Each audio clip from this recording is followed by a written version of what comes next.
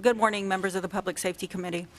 My name is Alissa Moore. I serve as the 2022 Elder Freeman Policy Fellow at Legal Services for Prisoners with Children, and I'm also a proud member of All of Us or None.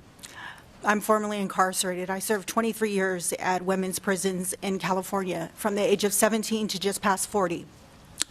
I want to ask for your aye vote for Senate Bill 1139. COVID, has only exacerbated the medical situation in California prisons.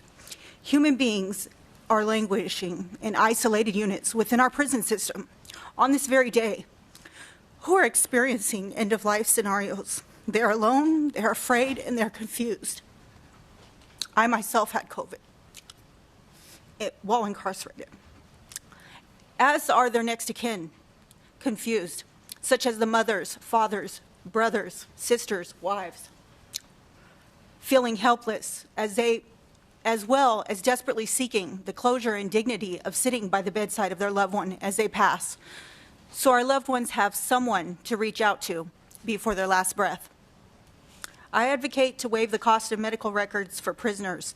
It is a financial burden on incarcerated individuals who are already not being compensated for their labor, or their families who are struggling to make ends meet. Depending on the type of medical issue and the length of time served, some records are very long. Personally, due to the volume of my medical record, I could not afford to have it printed.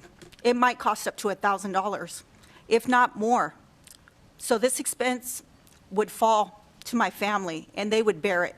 Additionally, it is our constitutional right to the appeals process and to appeal any action adverse to us.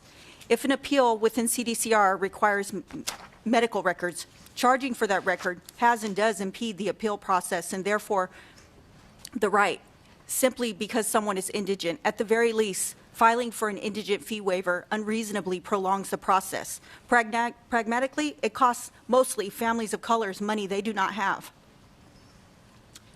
Lastly, I implore the legislature to support this bill because it is imperative that a phone line specifically be devoted to notifying us on the inside of family members' health emergencies.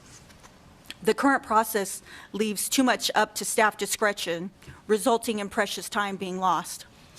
Okay. In closing, Senate Bill 1139 would bring some humanity to our California prison system and to our loved ones on the outside. I ask that you support the bill today. Our people are already serving time. They should not die alone. Please join me in remembering some of the women who have recently died alone in the California prison system due to COVID restrictions. Peaches Langston, Angel Koziak, Madonna Watson, Tiffany Jackson, and Michelle Kent. Thank you. Are there any witnesses in the room in support? Come to the microphone. Name and organization only. Name and organization. Ivana Gonzales, Legal Services for Prisoners with Children, All of Us or None, and the Coalition for Family Unity. Thank you.